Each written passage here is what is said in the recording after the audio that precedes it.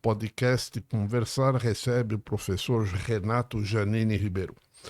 E eu começo pedindo que você faça uma rápida biografia sua e fala um pouco sobre a tua atividade docente na Universidade de São Paulo. Antes que você responda, obrigado, Renato, de você aceitar o nosso convite. Nós somos extremamente honrados, um dos mais importantes intelectuais brasileiros em atividade. Obrigado. Obrigado a vocês pelo convite, Zé Márcio, Luiz. Eu nasci em Araçatuba, cidade de onde eu nasci rapidamente, porque só nasci lá porque era o lugar onde moravam meus avós, seria o primeiro filho de meus pais, o primeiro neto de meus avós. Então, vim para São Paulo, onde eu vivi praticamente toda a vida, com exceção de 3 anos e pouco na França, logo que eu me formei na faculdade. Em 72, por ter ganho uma bolsa da Aliança Francesa, eu fui para a França, fiquei 3 anos e meio, onde fiz meu mestrado na Sorbonne, comecei o doutorado, voltei contratado pela USP para ser professor no seu departamento de filosofia, onde trabalhei até minha aposentadoria em 2011. Você ganhou essa bolsa porque você foi o melhor aluno da Aliança Francesa. Isso, fui o melhor do Brasil. E aí, então, a França foi um corte na vida praticamente maravilhoso, porque eu saí do Brasil um mês depois das festas do sesquicentenário, aquela coisa horrorosa da ditadura militar, de um patriotismo muito mal colocado, que vinha junto com o entreguismo nos Estados Unidos. Era o governo Médici, né? O governo Geisel continuaria sendo ditadura, mas seria mais nacionalista na economia. Mas eu fui para a França e lá eu me embebi de cultura francesa, que eu já tinha, mas jornais, Le Monde, Nouvelle Obs, tiveram um papel importante na minha formação na França. Voltei e desde então lecionei na área que me mais afeta, que é a filosofia política e ética, com algumas incursões às vezes na literatura, em coisas assim. E em 2004 fui convidado a ser diretor de avaliação da CAPES, que foi dos cargos públicos que eu exerci o que eu mais gostei, porque foi um cargo no qual você lidava com gente comprometida com a qualidade, que para mim é um valor muito elevado.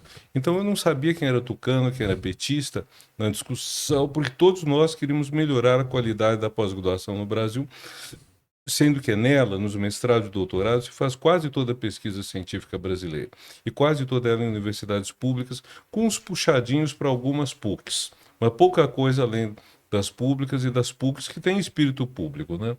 Mais tarde, eu seria ministro da Educação por 6 meses em 2015, numa fase muito difícil, governo Dilma II, e em que, enfim, havia uma campanha muito forte, solerte, devo dizê-la, contra o governo, e ao mesmo tempo ele tinha perdido a base, porque como estava faltando dinheiro, os aumentos em investimentos públicos nas áreas que ele tinha maior apoio, como educação e saúde, diminuíram, era difícil manter, foi uma fase muito difícil para ser ministro, porque você não tinha o que satisfaz a base, que basicamente são entregas de recursos, orçamentos.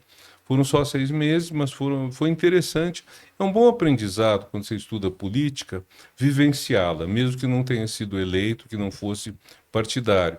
Depois disso, eu lecionei na Unifesp, estive na Unifesp como professor visitante, onde criei o Instituto de Estudos Avançados e Convergentes da universidade, do qual muito me orgulho, e mais tarde fui por 4 anos presidente da SBPC, da Sociedade Brasileira para o Progresso da Ciência, da qual o cargo que eu deixei agora em julho passado. Fora isso, a minha pesquisa começou com Thomas Hobbes, um filósofo político inglês, que eu gostei muito, porque em plena ditadura eu vi alguém que defendia sim um poder duro, um poder forte, um poder até repressivo, mas que não mentia, não escondia a coisa. É alguém que é lúcido sobre a política e que não esconde as coisas. Eu não gosto do John Locke. John Locke eu entendo que é um enganador, é um pulha que fica dizendo o tempo todo como é lindo o poder político e soltando pena de morte, escravidão como produtos dele ao mesmo tempo.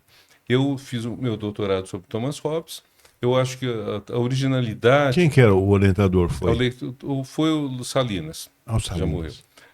A minha originalidade vem basicamente de um ponto, talvez. O Roland Barthes, quando eu estava na França, publicou um livro que chama O Prazer do Texto. E lá ele cita Hobbes como epígrafe: a única paixão da minha vida foi o medo. Eu estava pensando, tendo feito mestrado sobre Hobbes, em fazer um doutorado que fosse o medo na política. Isso me empolgou muito, me animou. Eu fui ler e concluí, primeira coisa, que o Hobbes nunca disse essa frase, isso daí, mais tarde até duas amigas perguntaram ao Roland Barthes, ele lembrava vagamente ter lido isso em algum lugar, a memória deve ter pregado uma peça nele. Então, basicamente é o quê? O Hobbes nasce quando a Invencível Armada está chegando às costas da Inglaterra em 1588, se não me engano.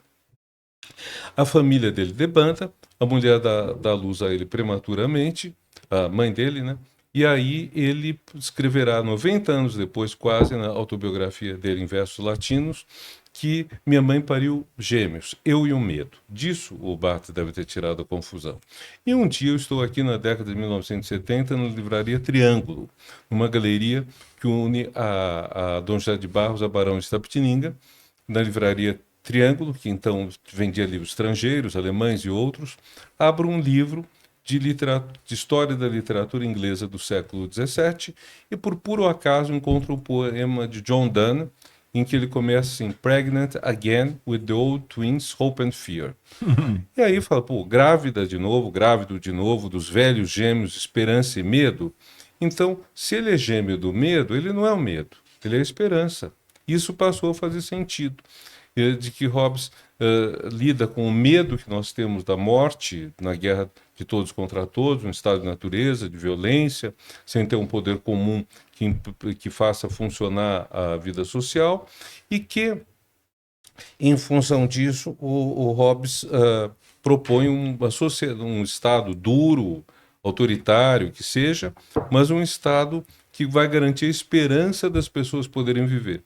E eu creio que a principal originalidade da minha abordagem de Hobbes está na percepção do que é o gêmeo do medo, que é quase um detalhe, mas significativo, e nessa importância da esperança na obra dele. Tanto que uma das minhas teses é que... Ao Leitor Sem Medo. Uma das ideias que está no Ao Leitor Sem Medo é que quando você não tem poder comum, e isso mais tarde eu apliquei as situações de conflito. Vamos pegar, por exemplo, como se aplica isso numa sociedade como a nossa. Você tem partes da cidade que de dia são controladas pelo Estado brasileiro, que tem polícia, tem tudo, e de noite é o crime organizado que governa.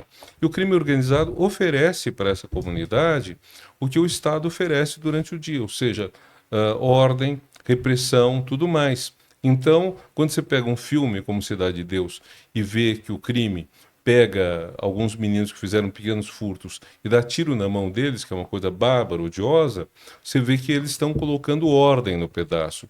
Então, na verdade, o que nós temos numa sociedade como a nossa é um certo lusco-fusco de quem manda. Você tem horas durante o dia que é o Estado que manda, tem partes em que à noite é o crime organizado que manda. E o crime organizado se comporta um tanto como o Estado. Então, acho que é interessante a gente pensar como é isso e o perigo que isso traz, inclusive hoje em dia, em que a gente tem narco-estado, petro-estado, vários tipos de estado que amenizado recentemente, no caso da sociedade brasileira e latino-americana também, pelo crescimento de igrejas evangélicas, por exemplo. Sim, ameniza. Você pode dizer que, de certa forma, elas também vão cumprir esse papel. Funções que o Estado não é capaz de oferecer, especialmente nas periferias, são ocupadas em parte pelo crime organizado, em parte pelas igrejas, sobretudo evangélicas. A Igreja Católica também tem algum papel nisso, mas evangélicas têm. E sempre me interessou, Luiz, qual é a forma pela qual a teoria política clássica, na qual me formei, Hobbes, Locke mesmo, Rousseau, Montesquieu, Maquiavel, como ela ajuda a pensar o tempo atual. E isso também me levou recentemente a um livro sobre Maquiavel, A Democracia e o Brasil, em que eu peguei uma ideia do Maquiavel, que é que o que acontece na vida da gente, na política, metade é virtude, ou seja, a ação deliberada da gente, metade é fortuna, o acaso, a sorte, o azar. E procurei ver como isso pode explicar as presidências no Brasil da nova República. E é interessante, porque a gente pode ver Sarney assumiu o poder por pura fortuna, não tinha virtude nenhuma, ele era o vice. Não, nenhuma você está exagerando. Alguma virtude ele tinha. Aí é outra história. Você tem o modo de tomada do poder e o modo de exercício do poder. Bom. No exercício do poder, Sarney teve virtude suficiente para não perder o cargo antes da data, mas teve virtude insuficiente para resolver o grande desafio que era, na ocasião, a inflação. Você pega o Collor, é um caso de extraordinária virtude na chegada ao poder e de falta total de virtude no exercício do poder. No caso de Itamar Franco, você diz que ele chegou ao poder por fortuna, porque o presidente foi impeached, mas que ele teve virtude suficiente para terminar o mandato dele e dar posse ao seu candidato. O Fernando Henrique chegou... ainda, de uma certa maneira, não foi ele o coisa, mas o plano real foi no período que o Itamar era o presidente. É isso que eu estou dizendo. E aí você tem o Fernando Henrique que chega ao poder por pura fortuna. É como se o Itamar tivesse dito, bem me quer, mal me quer, minha mãe mandou colocar o meu dedo nesse daqui. Escolheu o Fernando Henrique, podia ter escolhido o Serra, quem ele quisesse. O Fernando Henrique chega lá e tem virtude suficiente para governar o Brasil por 2 mandatos. O Lula é o único caso de virtude para chegar ao poder, que foi muito batalhado, muitas lutas, e virtude para exercê-lo, porque muita gente achava que o Lula no poder não ia exercer. É engraçado, você recupera os textos dos anos 90, eu vejo gente dizendo, o PT é um partido fofo, mas é um partido que não tem a menor condição de exercer o poder porque não vai ter malícia. E no poder o Lula soube conversar com todas as velhas raposas, dialogar com elas. A Dilma é um caso de fortuna. Ela chegou por fortuna, porque foi indicada, e não teve virtude para permanecer no cargo, infelizmente. O Temer é um caso mais complicado, porque ele teve virtude para tomar o poder, e a gente pode dizer que teve alguma virtude para não ser ejetado, mas foi um governo lamentável, né? Eu acho que um governo que ficou muito aquém. Mas perto do Bolsonaro, uma maravilha, né? E o Bolsonaro é um problema. Também não coloque um patamar tão baixo para medir os outros. Mas é que patamar lembra Itamar, né? Então por isso que... Agora, no caso do Bolsonaro, a questão que fica é se ele chegou ao poder por virtude ou por fortuna. Eu aposto por fortuna, porque eu não considero que ele tivesse a capacidade suficiente para se apoderar daquele instante. E foi uma sorte extraordinária. Você veja, aquela facada, para ele foi maravilhosa. Ele tinha 8 segundos de propaganda na TV. Eu lembro que eu até comentei que ele podia fazer um bom uso se dissesse: eu quero um país em que homem seja homem e mulher seja mulher. Se dá 5 segundos, pegaria um certo público. Mas com a facada, ele teve tempo de TV à vontade. Ou usar um trecho da música do Tim Maia, né? Só não pode dançar homem com homem e mulher com mulher. Ele podia também... O Tim Maia estava um pouco antigo, né? Um pouco retrógrado, diríamos. E o Lula é o Lula, né? O Lula é virtude, né? Então, um pouco assim, vamos dizer. E hoje me interessa muito, só para concluir, a questão da democracia.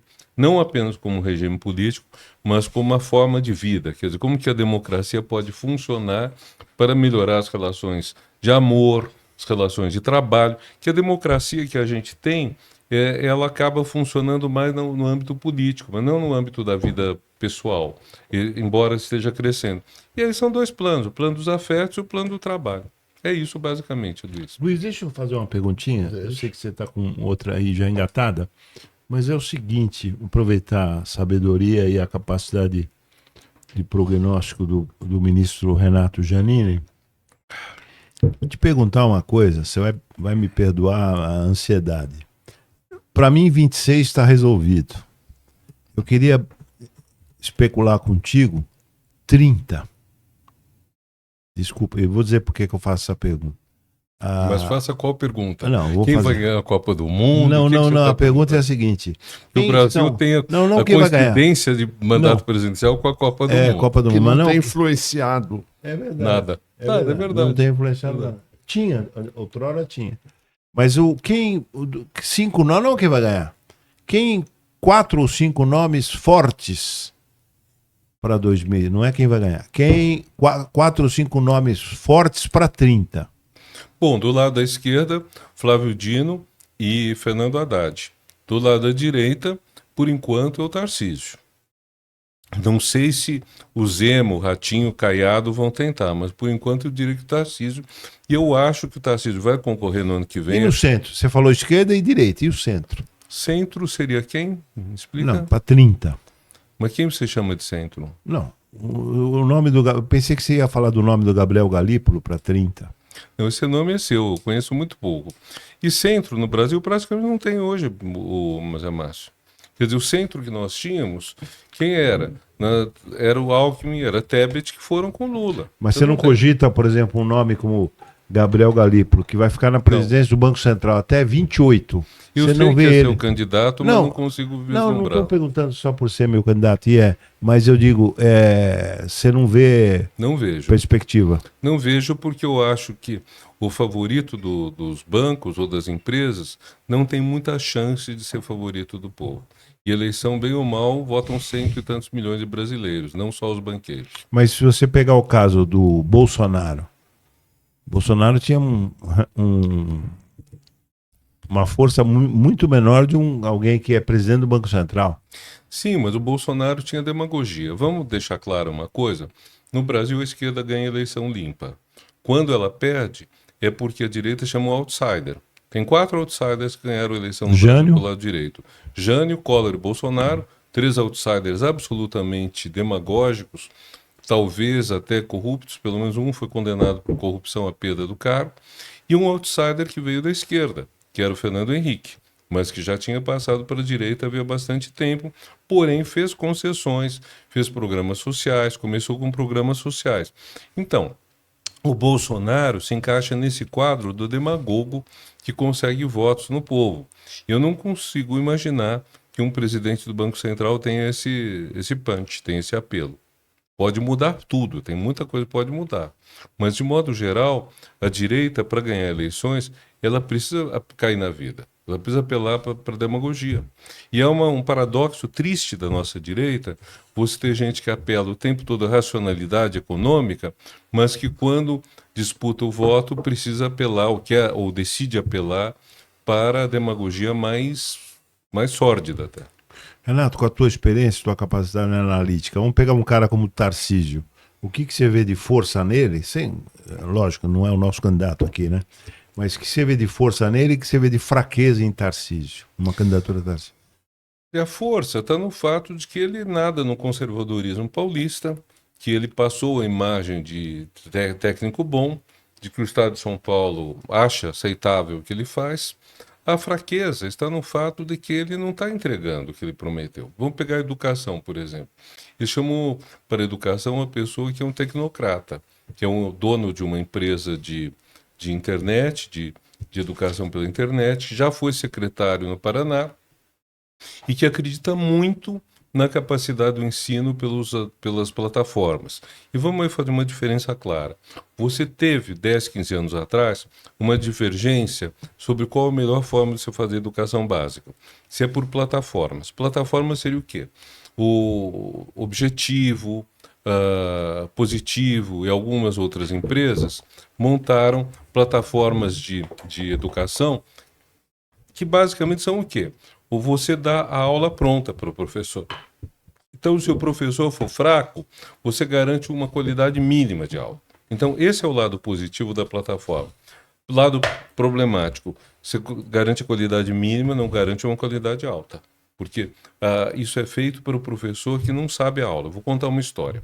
O Mozart Neves, que é um homem mais para a direita, mas que é um sujeito comprometido com a educação, foi reitor da UFPE. Quando foi secretário de Educação de Pernambuco, ele percorreu o interior do estado e quando estava bem no fundo, a 700 quilômetros do Recife, na divisa com o Piauí, a gente não imagina que Pernambuco seja tão comprido, viu? Já avisando os paulistas, que acham que aquilo lá é pequenininho. Ele encontrou uma professora que dava aula de química, a área dele, e que era de português. O que ela fazia? Ela pegava o manual e lia para os alunos. Aí, professora, e quando eles colocam perguntas, eu digo a eles que vou trazer na próxima aula e até lá eles esquecem ou eu esqueço. Aí o Mozart pegou a professora, levou para o Recife, para o laboratório dele, deu uma imersão, deu uma melhorada. Mas veja, essa é uma tristeza que a gente tem, sobretudo no ensino médio, ou talvez já no Fundamental 2, em que você tem um professor especialista por matéria. Você tem deficiências grandes, sobretudo em... Acho que química deve ser o pior caso, mas você tem matemática, física, biologia, química. E eu só não ouço falar de deficiência em história e geografia, porque provavelmente o pessoal que reclama é o pessoal das ciências exatas, eles desprezam as humanas. Vamos combinar isso. Então, o que acontece? Você, por exemplo, supõe um professor de filosofia no ensino médio. Ele dá uma aula por semana por classe. E tem 3 aulas naquela escola. Então, quanto que ele ganha? É uma miséria.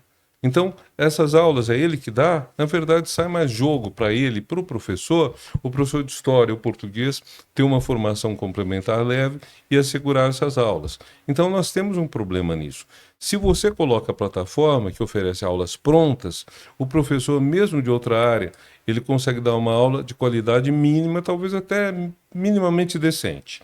Agora, o problema é que você não vai conseguir que esse professor dê uma aula super.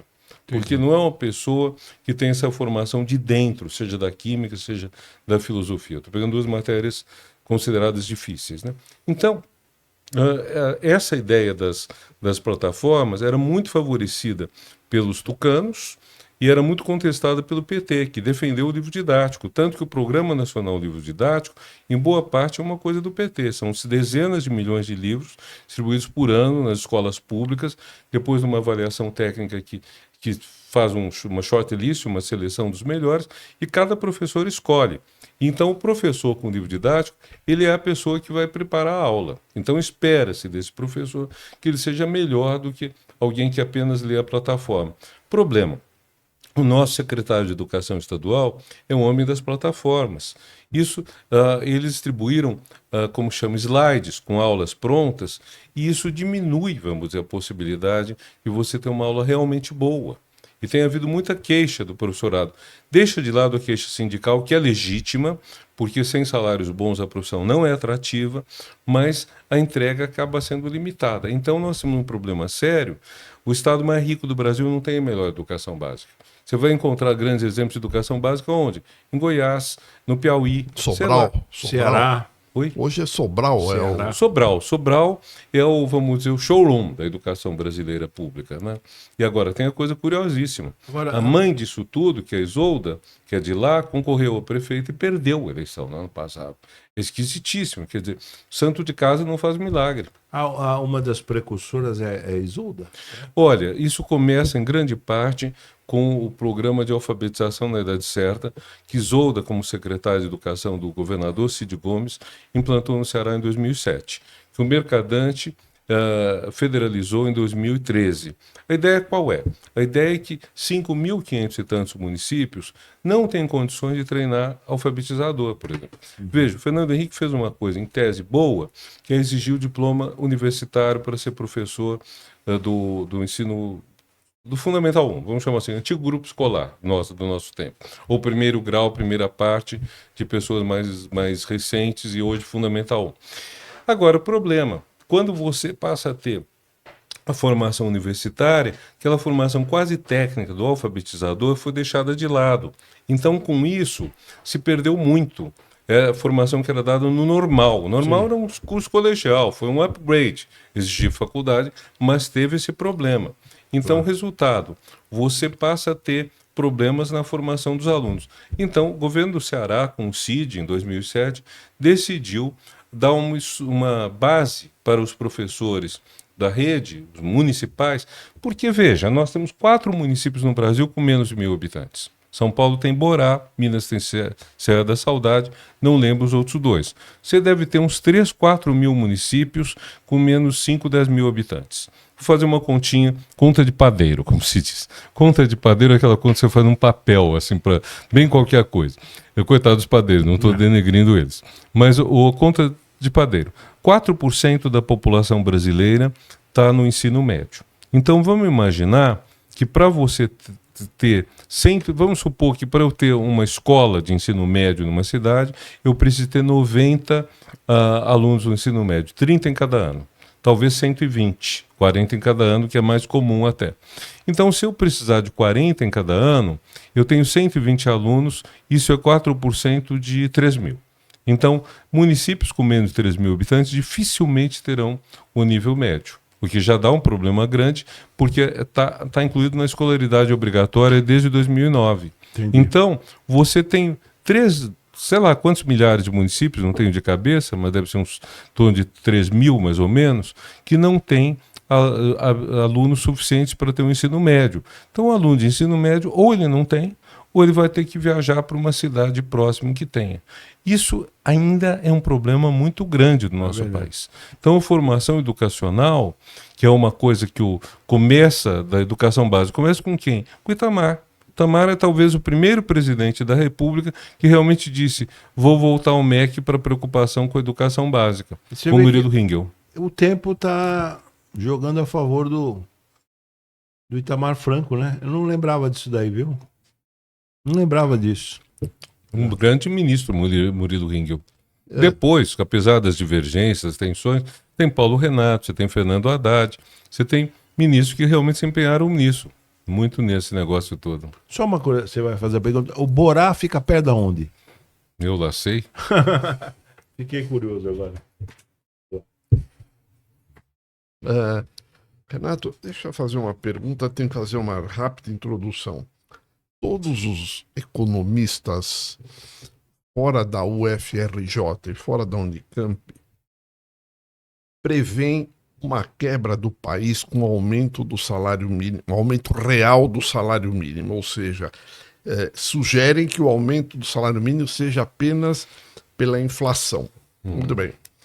Você fez um artigo no jornal dizendo que a Constituição determina que um bem-estar social que ninguém sabe explicar de onde vai tirar o dinheiro. Como você sugere sair desse impasse? Olha, eu não sou economista, então não sei como sair desse impasse, mas eu vejo que os economistas também erram muito. É uma das poucas profissões, para ser francos, que não paga o preço dos seus erros, porque eles continuam ganhando muito bem em consultorias, etc., por mais que, na maior parte, eles defendam sempre a mesma tese. Veja, uma coisa que eu aprendi com Maquiavel: você tem, para situações diferentes, que ter políticas diferentes. Há momentos que você deve ser agressivo, é o que ele chama de arrojado, etc. E há momentos que você tem que ser cauteloso. E o que a gente tem? A maior parte dos nossos economistas defende sempre a desregulamentação, a flexibilização, a abertura externa, em qualquer situação. Alguns defendem sempre o contrário, a intervenção estatal em qualquer situação. Então, eu não confio muito nessa profissão, viu? Assim, eu acho que eles aprenderiam, seria melhor se eles olhassem um pouco mais a realidade, em vez de olharem a ideologia deles. Agora, isso posto, eu quero pegar as 3 fases dos governos petistas sobre isso. Primeira fase foi a fase das bolsas. E era o quê? Era você colocar dinheiro do governo a fundo perdido para melhorar a condição dos pobres. Bolsa Família é herdeira disso.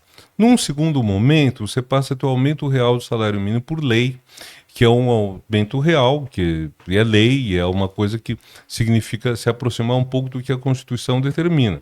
Eu apenas comentei nesse meu artigo que a Constituição tem normas, e seria importante que elas fossem cumpridas, e seria importante que os governos procurassem os meios de cumpri-las, mas não os meios de descumpri-las ou de violá-las. O terceiro momento é o da presidente Dilma. A presidente Dilma foi escolhida por Lula, eu tenho certeza, nunca falei com ele nem com ela a respeito, mas eu tenho certeza que Lula escolheu a Dilma porque era a pessoa mais próxima das preocupações empresariais naquele momento, dentro do PT, claro, não vou dizer que fosse mais próximo que o Serra era o candidato do patronato, mas a Dilma dentro do PT, muito mais que o Patros Ananias, que o Tássio Genro, que outros líderes, ou o Palocci na época, era a pessoa mais próxima. E a Dilma era uma pessoa muito preocupada com o PIB. Quando eu viajei com ela, na qualidade de ministro da Educação, para Nova York, antes de encontrarmos Obama, em julho de 2015, ela, reunida com empresários num hotel em Nova York, no St. Regis, ela disse que era importante aumentar o PIB para garantir a continuidade das políticas sociais, exatamente o que você está falando. Então ela tinha muito essa preocupação. Como que ela pensava isso? No âmbito da educação pelo Pronatec. A Dilma estava muito preocupada com a qualificação da mão de obra brasileira. E isso levava a certas questões até curiosas. Naquele ano houve a Olimpíada da Educação Tecnológica, foi no Brasil, foi no AMB. Chama-se World Skills, é cada 2 anos. E foi a única vez na história em que o Brasil ganhou o maior número de medalhas, medalhas de ouro, tudo, graças ao esforço basicamente do Rafael Lucchesi e do Senai SESI. Bom, então, a Dilma... Rafael Lucchesi? Rafael Lucchesi. De onde ele é? Senai. Do Senai, é? Atualmente ele dirige uma empresa em Santa Catarina, uma empresa importante, mas sempre me foge o nome. Mas é um nome de altíssima qualidade na educação técnica. Principal referência brasileira na educação técnica. Que ótimo. E aí o que aconteceu, eu entro na exposição, acho que posso contar isso. Tinha o grande stand da L'Oréal, acho que era da L'Oréal.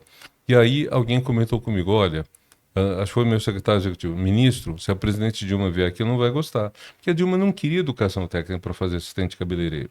Queria educação técnica para aumentar o PIB. O PIB direto, o PIB na veia, vamos dizer, o PIB, vamos chamar aqui de graxa, de máquina, alguma coisa assim.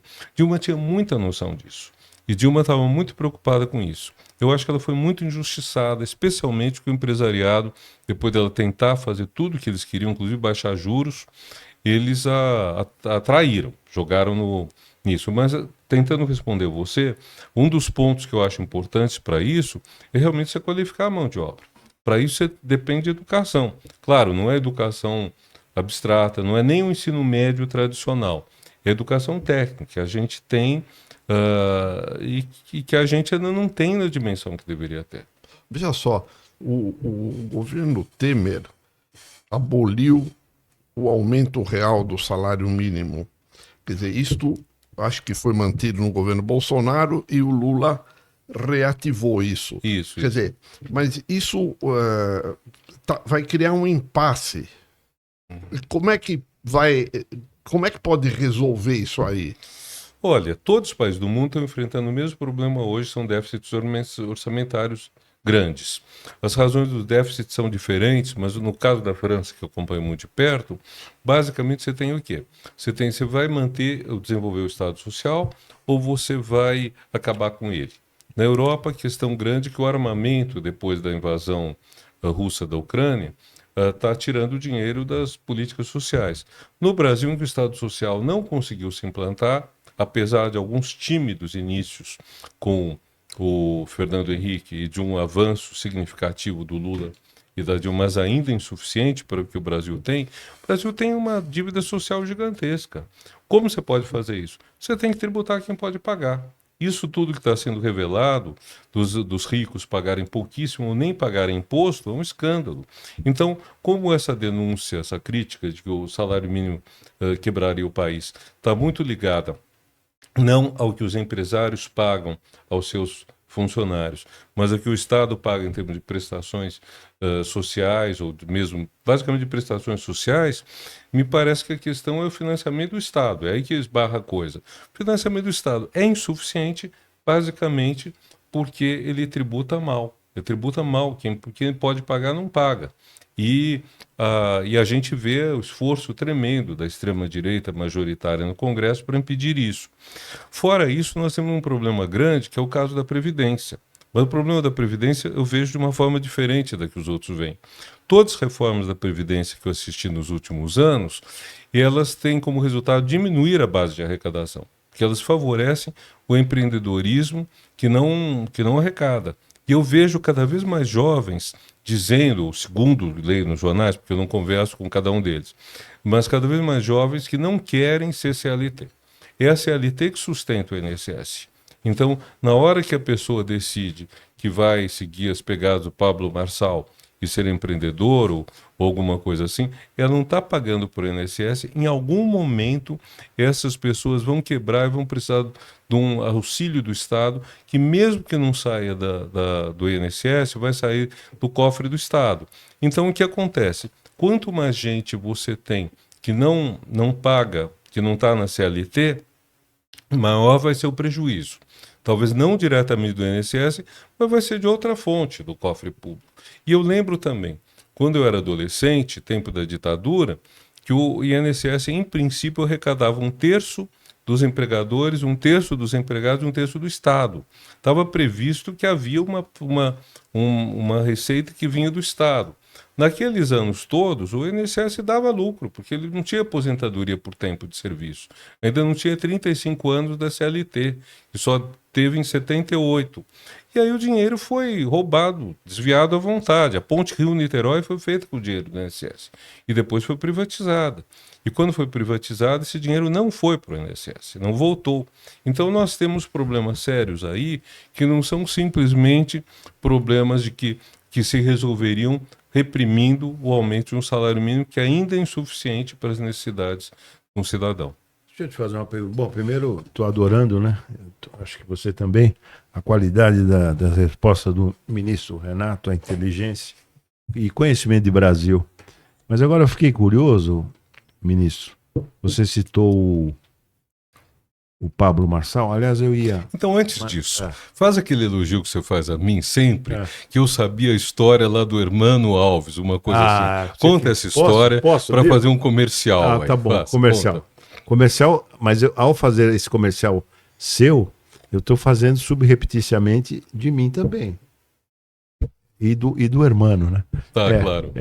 Mas não, conta você, que você conta com mais detalhes. É uma história que consta que o Zé Aparecido, quando foi nomeado ministro da Cultura, o primeiro ministro da Cultura do Brasil... Essa é maravilhosa. O Hermano Alves chegou para ele e falou: Zé, você precisa ler um livro. Qual? O Zé Aparecido falou: qual? E ele falou: qualquer um. Qualquer um. Você precisa ler um livro para justificar, né? Não, e maldade pura. Não, e o maravilha. A minha honra é só lembrar dessa história. Não endosso. A participação desse senhor José Aparecido de Oliveira, que era sempre assessor do senador Magalhães Pinto a vida toda, é que se ele estivesse no lugar dele no dia 25 de agosto de 61, ele rasgaria a carta. Ele não entregaria a carta para o senador Moura Andrade. Ele não entregaria, porque ele conhecia os rompantes do Jânio Quadros. Declaro vaga a presidência. Porque, não, isso era uma atitude correta do senador, mas essa carta não seria enviada. Mas, enfim, isso é história. Não sabia dessa história. Bem lembrado. Ele era secretário particular. Bem lembrado. Você vê que o Luizinho é terrível. Tá bom. Né? O Luizinho é terrível. Mas eu queria dizer o seguinte... Você falou do Pablo Marçal. Não, antes do Pablo Marçal, eu queria te elogiar, porque essa história eu repito, mas eu não lembrar. E aí, para N intelectuais, né, eu repetindo essa história, eu lembro o nome do jornalista, pá! O Renato Janine Ribeiro falou: Hermano Alves. Lembra? Eu falei: putz, eu tô estupefato, porque você é o primeiro que lembra. O nome do irmão. Eu convivi muito com eles um período que eu era assessor do Aspone, de porra nenhuma do Bress, e a mulher do Hermano, aliás, uma mulher bonita, então, era assessora do Zé Aparecido. É a coisa da língua portuguesa, como é a comunidade. CPLP. Ela tinha uma participação. Tirando muito a maldade, grande. Uma bela iniciativa do Zé Aparecido. Uma bela iniciativa. Mas fala. Só isso já justificou. Tá bom, mas o Zé Aparecido. Chega ao ponto que você queria levantar. Não, o ponto é só dizer que você foi o primeiro cara que, Hermano Alves, lembra? Eu falei, puta, você lembrou. Agora sim, Pablo Marçal, eu vou confessar uma coisa para você. Mas não, você está exagerando. Eu fico assustado com o Pablo Marçal. Eu fico assustado. Dá 2 exemplos só para não falar outros. Depois daquilo que ele fez com o Boulos, ele consegue chamar o Boulos para uma sabatina. Eu falei, não, esse cara é um perigo. Esse cara... Eu queria te ouvir. Bom, tudo indica que o Pablo Marçal ficará inelegível por alguns anos, de modo que o risco político dele diminui.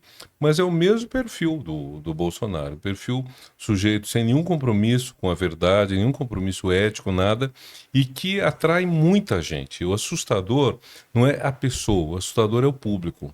Quer dizer, que a gente tenha gente louca, que a gente tenha gente ruim, que a gente tenha gente nefasta, ou até desonesta, você pode ter Mas o problema é quando você tem um séquito grande, um séquito capaz até de eleger uma pessoa presidente da República, e por pouco não elegeu o Marçal prefeito de São Paulo.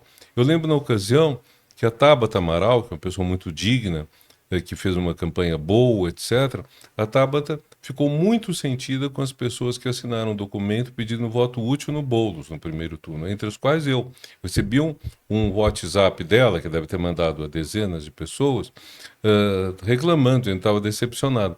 Se nós tivéssemos votado na Tabata, o Boulos não teria tido os 30, 50 mil votos que teve para passar à frente do Marçal. O Marçal teria ido ao segundo turno contra o prefeito da época, Ricardo Nunes, e possivelmente teria sido eleito. Porque esse pessoal é uma coisa curiosa. Pessoal que não tem limites tem um papel de sedução muito grande. Gente sem limites, às vezes, é extremamente sedutor e conquistador, porque a pessoa não tem compromisso com nada. O cara promete construir um prédio de 1 quilômetro de altura. Como você tem isso? E tem gente que leva a sério. Eu tenho acompanhado na internet algumas performances do Pablo Marçal. E eu fico impressionado, porque trata-se de um cara inteligente, concorda? Inteligente ele é. Esperto, sagaz. E eu só vi ele, não digo que perder, mas ele empatou com aquele Renato 38, já ouviu falar do Renato 38? Não. Você tem que olhar. Aliás, ele esteve aqui, trouxemos. Não, uma figura... Mas ele levou uma surra do Datena, né? Ah, mas uma surra não intelectual, né? Uma surra... Mas que o favoreceu. Favoreceu. Eu tenho para mim que se quando o Bolsonaro faltou o respeito de forma vil com a Maria do Rosário, se alguém tivesse dado um soco na cara dele, ele tinha desaparecido. É verdade. Desaparecido. Não a cusparada do Jean Willis, mas um soco. Soco Sim. mesmo. Um soco, um pontapé. No nariz. Um chute no saco. Então, porque é um sujeito covarde, né? Um sujeito covarde, a vida toda foi covarde, está mostrando a covardia dele.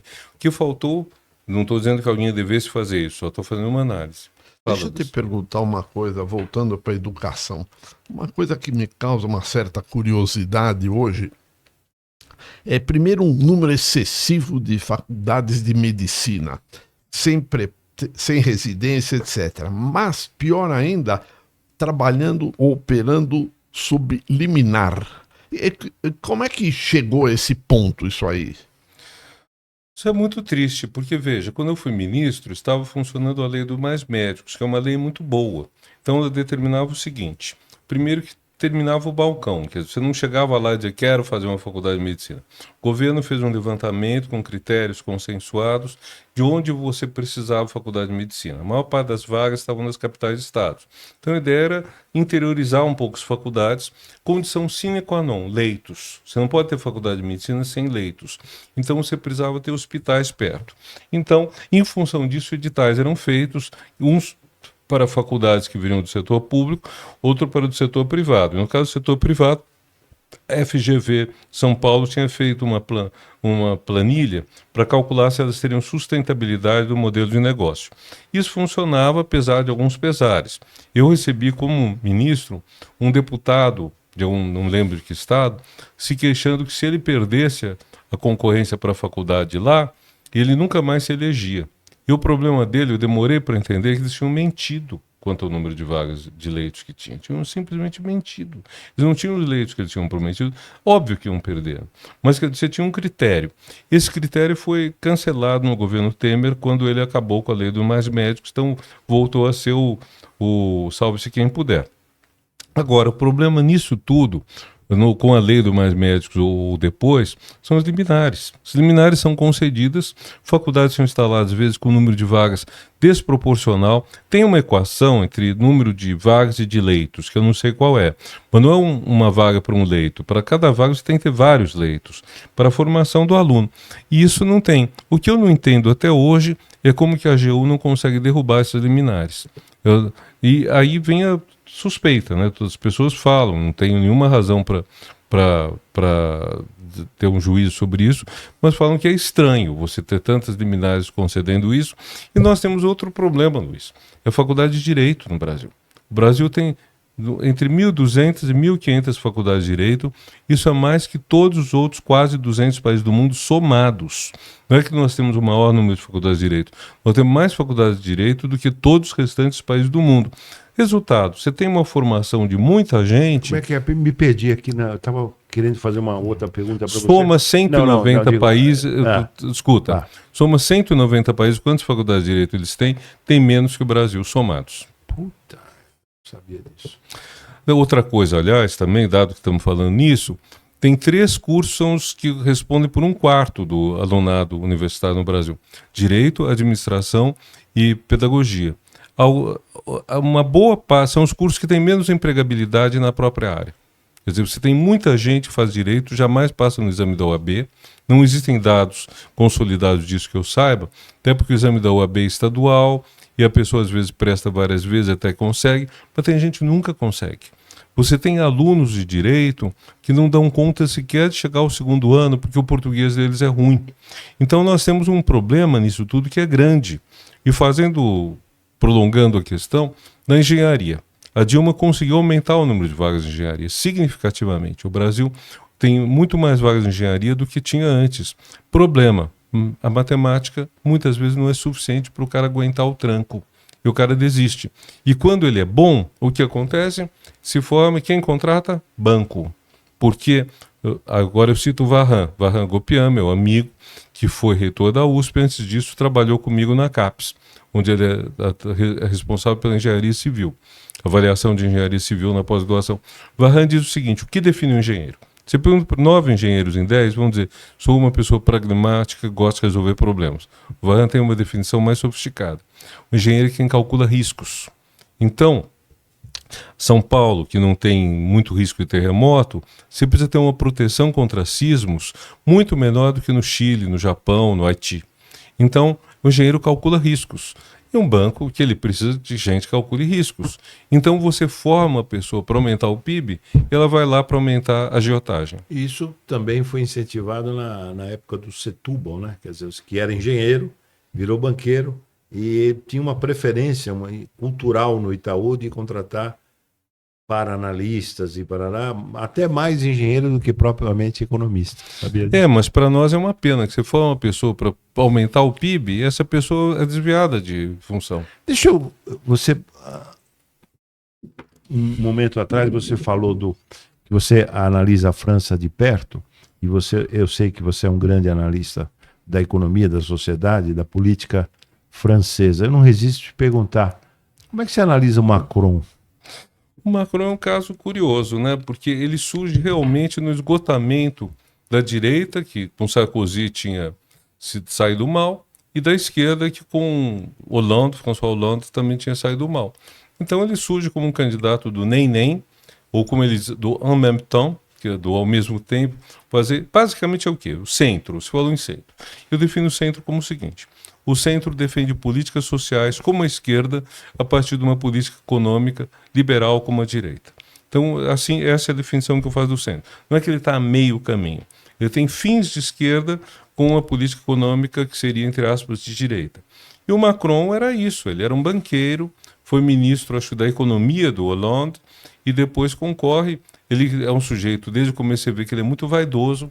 O movimento que ele criou chamava-se En Marche, Em Marcha, iniciais do nome dele. Então, ele constrói tudo isso, se elege presidente, e a eleição de 2017 é a última eleição na França em que o vitorioso na eleição presidencial consegue maioria no parlamento. Porque o sistema francês acabou levando a isso. 5 anos de mandato presidencial, 5 da Assembleia. Então, o presidente assume, dissolve a Assembleia e tem uma maioria boa, porque todo mundo vai votar nele. O Macron conseguiu isso não com muita folga, mas conseguiu um tanto em 2017, em 2022 não conseguiu. E aí está o problema. Ele teve uma perda de popularidade com o movimento dos Gilets jaunes, coletes amarelos. O que é esse movimento? O governo criou até uma coisa, em princípio, correta, que é a da taxação do carbono, da emissão de carbono de poluentes de carros. Só que isso afeta, sobretudo, os caras mais pobres que têm umas vans muito velhas e no interior, e é o único meio deles de não só de locomoção como até de trabalho. E esse povo se revoltou, protestou e foi danoso para a popularidade dele, embora se reelegesse. Agora, a partir daí, você passa a ter uma decadência do governo Macron que é significativa. Ele perde apoio, ele em 2022 não tem maioria no parlamento e comete a extraordinária estupidez de faz 1 ano e meio dissolver o parlamento no momento exato em que ele tinha levado uma sova com o avanço da extrema-direita nas eleições europeias. E aí dá-se o total imprevisto. A esquerda consegue se unificar. A eleição foi convocada para dar 21 dias. Isso não existe. 21 dias você vai fazer campanha eleitoral. A esquerda conseguiu fazer união, lançar candidatos comuns e ter a maior bancada, somando todos os partidos, do parlamento. Ele, em vez de nomeá-los, ficou chamando a turma dele, que seria mais uma turma de direita, mas sem ser extrema-direita. E com isso ele devia ter nomeado esse pessoal da esquerda. Devia, iam cair. O governo não ia durar. O problema é o seguinte, tripartiu. A França tem um centro, vamos chamar assim, que centro-direita, Macron e próximo. Tem uma extrema-direita, que cresceu, né, da Le Pen. E tem uma esquerda que também não está muito feliz dentro de si. Então você tem um racha entre direita e extrema-direita, um racha entre a esquerda de governo, que seria o Partido Socialista, e a esquerda mais radical, que é o do Mélenchon, e no meio você tem os partidos que estão mais no centro. Problema, nenhuma dessas três peças consegue ter maioria absoluta na Câmara para governar. Agora, de alguma maneira... Só para terminar. Ele chamou agora um primeiro-ministro, o terceiro depois da dissolução, o Le Cornu, que adotou uma política muito inteligente e audaz, corajosa, atrevida. Ele disse, eu não vou usar um determinado dispositivo constitucional que permite fazer passar a lei orçamentária e algumas leis, mesmo sem votação no parlamento. Então ele obrigou o parlamento a negociar. Conseguiu que os socialistas apoiassem o orçamento dele para a Previdência Social, que foi votado essa semana, em troca de suspender a reforma da Previdência, que era a criança querida do Macron. Então o Macron está chegando ao fim de mandato, vaidoso, arrogante como sempre, mas assim já perdendo vários dos seus negócios queridos.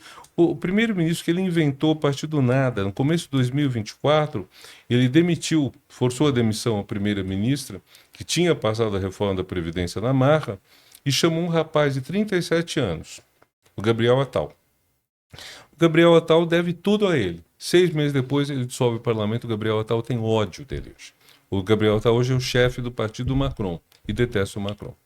Então acho que o Macron meteu os pés pelas mãos. Luiz? Deixa eu te perguntar uma coisa. Eu li uma queixa de uma ex-diretora de uma escola pública que hoje as crianças são rebeldes. Uso excessivo de meios eletrônicos, de telas. Pais que trabalham o dia todo, pai e a mãe, muitas vezes pais separados.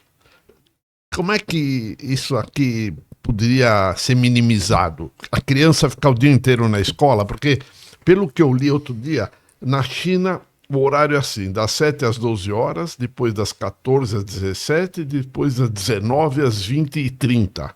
Na escola? Na China, Olha, é difícil você dizer.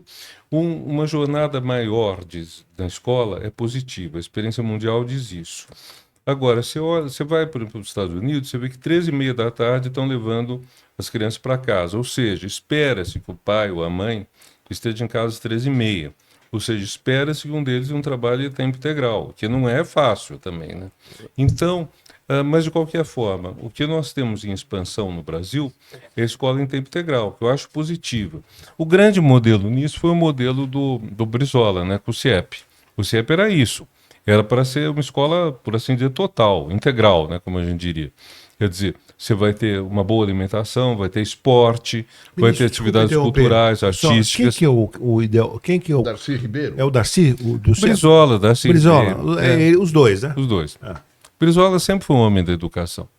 Agora, volta e meia você pode encontrar no Instagram um diálogo entre o Brizola e o Fernando Henrique. O Fernando Henrique fala com toda aquela humildade que o caracteriza, né? Só que não, ouvi isso aí. fala assim, Brizola, eu soube que os CIEPs são muito caros. De onde vem o dinheiro? E o Brizola responde muito bem, falou, se você acha a educação cara, pergunte o preço da ignorância. Que é o preço que o Brasil paga gravíssimo, né? Tremendo. Mas, enfim, eu acho que é uma boa saída, mas tudo isso depende de muita coisa, Luiz. Primeiro de tudo, que é um problema grande, você tem que ter uma formação dos professores, porque não é uma profissão muito atrativa hoje. Quando eu era, enfim, quando nós éramos crianças, você ia numa cidade no interior, a casa da professora nivelava em qualidade com a casa do juiz. É uma casa boa. Professora era uma profissão muito boa para mulher solteira. A mulher solteira tinha um futuro, vamos dizer, empregatício e de renda bom. Deixou de ser. E isso cria um problema sério. Quer dizer, o Simon Schwartzman, que é uma pessoa que sempre foi ligado ao mundo do tucano, ele, outro dia, a respeito de não sei do que, ele diz, olha, para você lidar com educação, você tem que partir do princípio de um salário de 8, 9 mil reais. Acho que era mais ou menos esse o valor, que é o dobro do piso nacional. E o piso nacional, fixado em lei, muitos municípios e estados não pagam, porque não tem dinheiro no cofre para isso. Então, nós precisaríamos de um avanço muito grande no orçamento da educação para melhorar isso. E, claro, olha, vamos dizer muito grosseiramente, você tem uma linha mais de direita no trato da educação, gente séria, comprometida, qualificada, mas que acha que consegue melhorar a educação sem necessariamente melhorar o salário. No limite, alguns acham que consegue melhorar a educação sem professor. Essa seria talvez a posição do nosso secretário estadual de Educação de São Paulo. Educação usando pouco o professor. Fazendo uma caricatura, mas não está errada. Do outro lado, você tem movimentos sindicais que acham basta aumentar o salário que vamos ter a Suécia. Nenhuma das duas está certa e nenhuma das duas está errada. Você precisa de melhores métodos, melhor formação, mais atratividade da profissão. Mas isso tudo vai esbarrar no problema da criança. Você falou, quer dizer, você tem crianças. Eu estava vendo o Bernie Sanders falar das crianças que crescem sem ter contato com o ser humano, só com esse negócio daqui. Então isso é assustador. Renato, deixa eu aproveitar. Quantos minutos nós temos? 3? Tá. Agora é uma... A gente nem começou. Foi rápido, mas tá maravilhoso. Você, como sempre, maravilhoso. Maravilhoso. Tá gostando, né, Luiz? Claro. Claro. O cara é fera. Mas deixa eu dizer uma coisa. Eu vou aproveitar os 3 minutos para uma ego trip ou uma rego trip. Eu tenho uns 20 grandes intelectuais amigos, você é um deles. E você tem uma característica... Agora eu estava pensando, para fazer essa ego trip, você é um dos poucos, dos 20, você e mais 2, o Bresser é outro, que fala assim, ô Zé Márcio, por telefone, às vezes você puxa minha orelha, ô Zé Márcio, ô Zé Márcio. Você tem a coragem de falar, você analisa muito bem, você fala, Zé Márcio, está incoerente isso daqui, e tal. Então eu queria, se você aqui, de público, que você fizesse um destaque de 2 qualidades que você vê em mim, por isso que é ego trip, e 2 defeitos. Bom, qualidade. Você é uma pessoa muito encantadora. Você é uma pessoa sedutora, inclusive. Defeito. Você é um pulha. Você usa isso assim para abusar dos outros. Que é pulha. Porque não é todo mundo da internet, os jovens, né? Fala. Quem não souber, dá um Google, porque eu não vou descrever isso. Não, você faz a sua sedução e depois você some.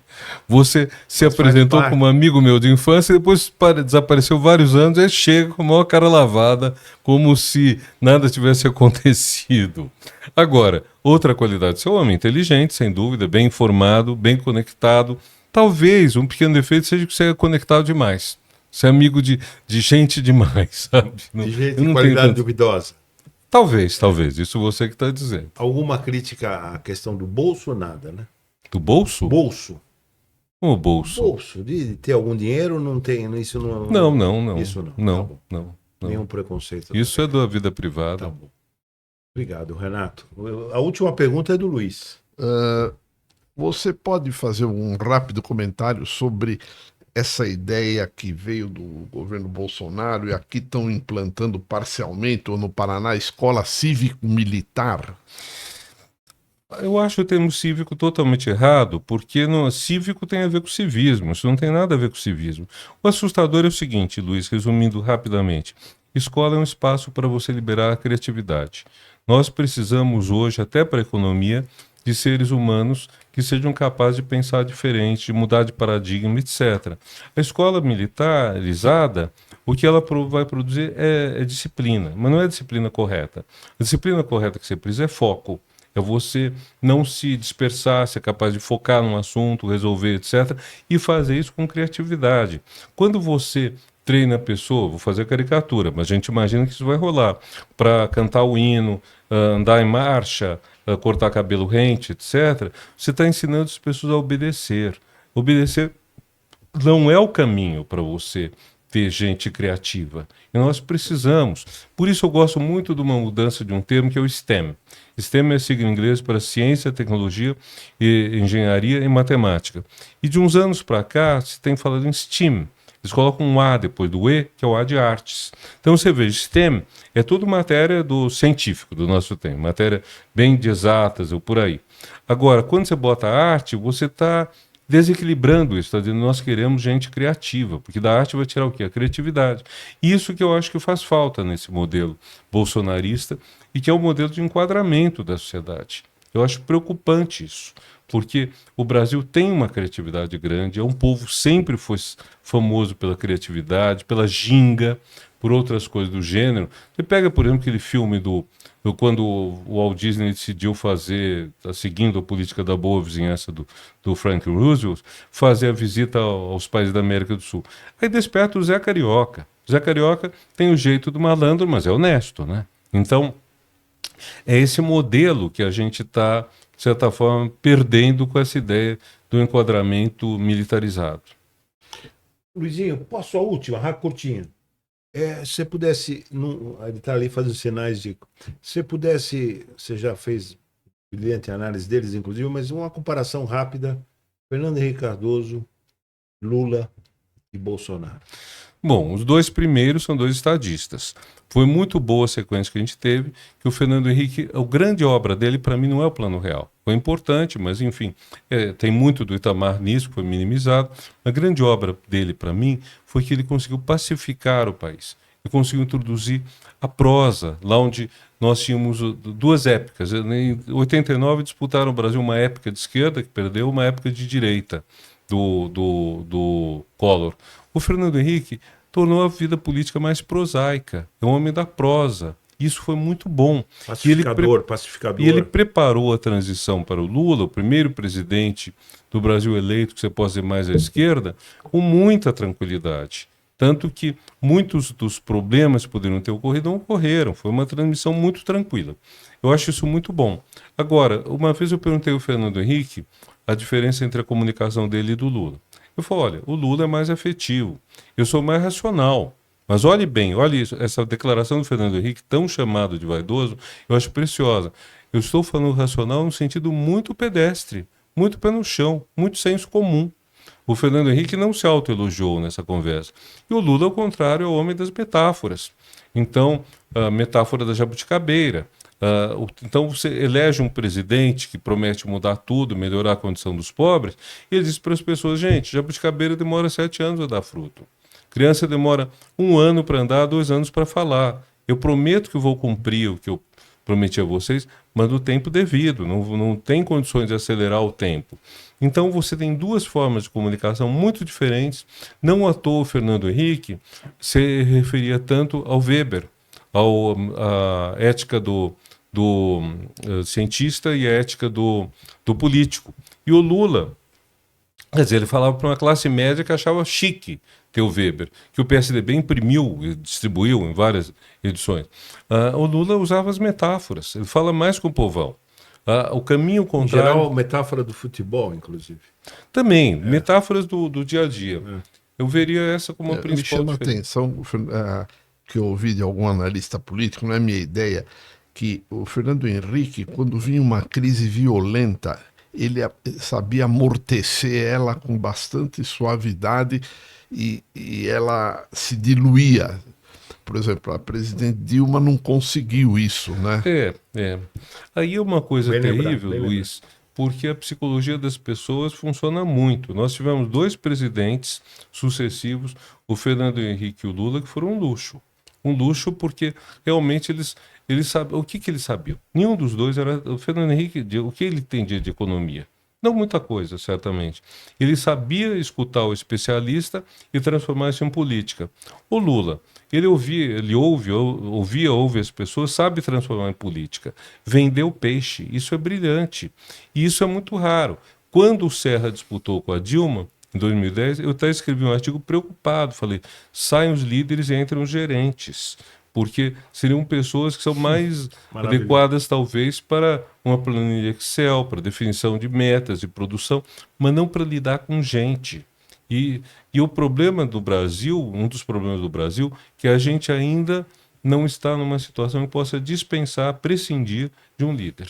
Eu lembro da música Disparada, né? Mas com gente é diferente, lembra? Da letra. Vamos encerrar, Beleza. agradecer o Beleza, ministro Renato Janine Ribeiro. Um show. Muito E obrigado já a está você. convidado a próxima Próximo, vez tem que que o voltar. professor Márcio decidir, porque ele é o Sherman O daqui. senhor Márcio já me propôs vir todo mês, faz 6 meses, 1 ano, nunca mais Não, me chamou. mas é porque Eu você- disse que ele é um pulha. Ele Mas promete você e não depois veio. some. Mas você prometeu que vinha e não veio.